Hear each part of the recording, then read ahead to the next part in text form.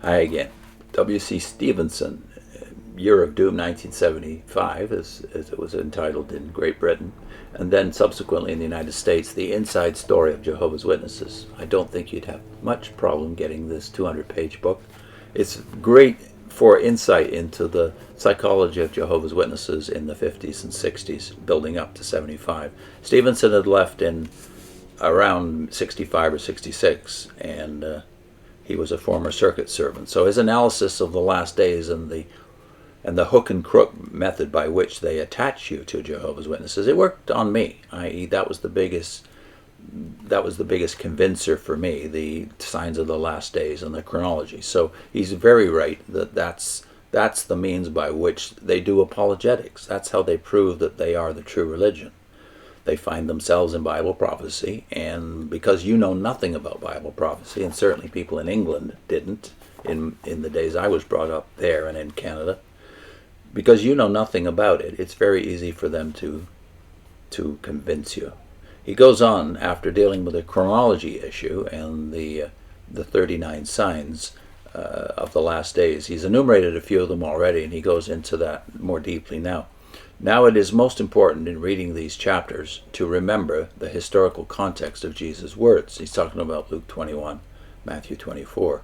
When the disciples asked Jesus, "When shall these things be?" the question has been prompted by his remarks in Matthew 24:2, where he foretells the destruction of the temple in Jerusalem.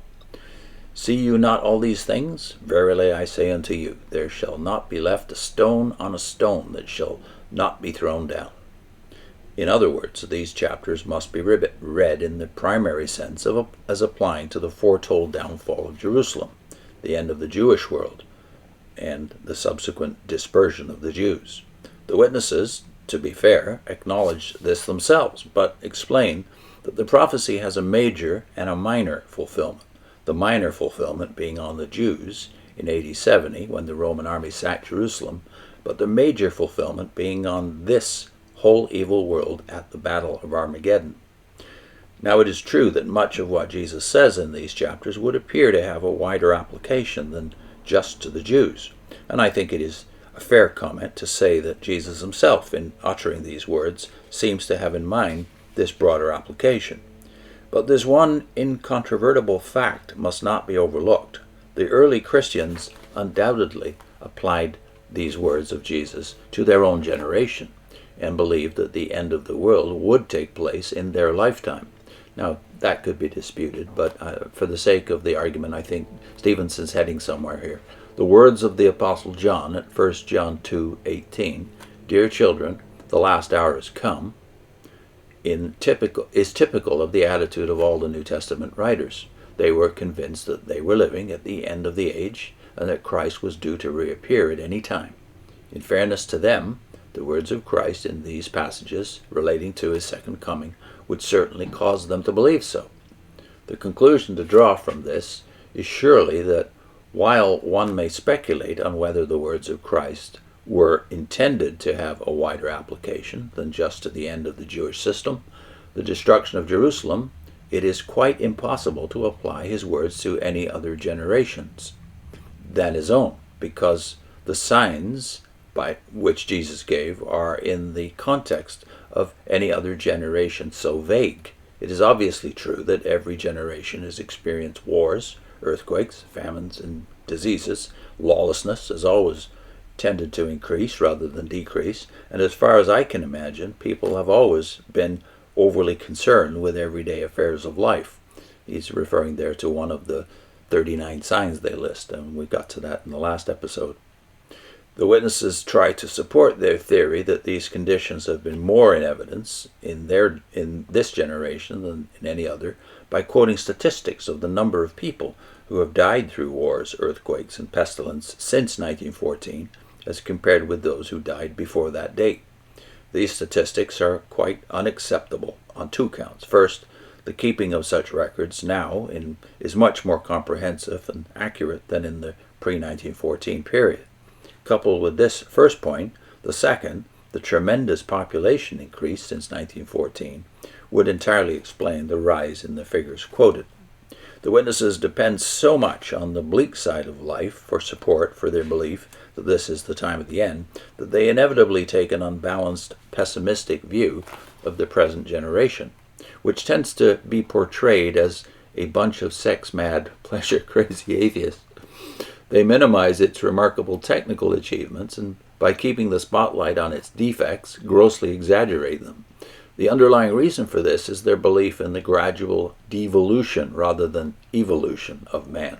They believe that ever since Adam, who was created perfect, human beings have gradually become more and more imperfect.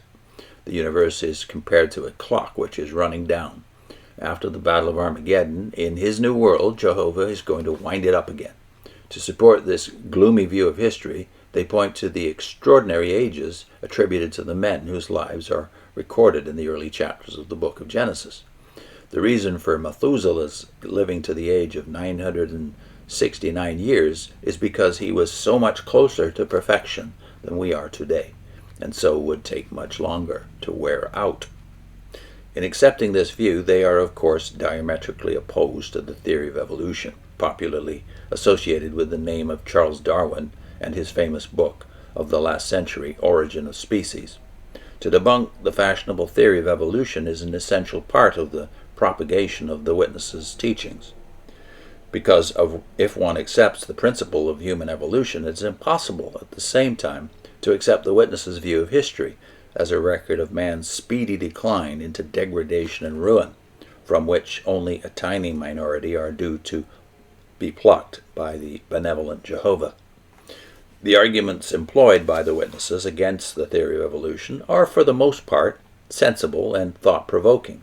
It is pointed out that the history of the development of this theory is merely a record of ideas proffered as evidence and proof of evolution constantly having to be withdrawn as the light of further knowledge on the subject has shown such proof to be untenable.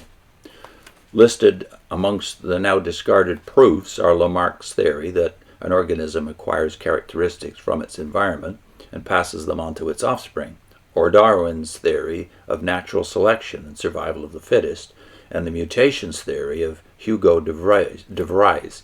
The book Let God Be True, the revised edition of 1952, sums it up on page 84. Quote, "Repeatedly, the theories behind which evolutionists entrench themselves have been smashed by new facts, and these forced retreats should rout evolution from the minds of sober thinkers." More next time on the 39 signs of the last days. It's sometimes referred to as parts of the composite sign of the last days. I'll put in a link to what Barber and Russell showed as to their dependence on the King James Version or Hebrew chronology. It doesn't seem to occur to Russell and Barber in the three worlds before Watchtower was even created back in 1877. It doesn't occur to them that there may be any problems with these chronological assumptions. And indeed there are, because they don't seem to recognize that the early Christians didn't use the Hebrew chronology. They used the Septuagint, which makes a 1,500-year difference in the way you add up the numbers.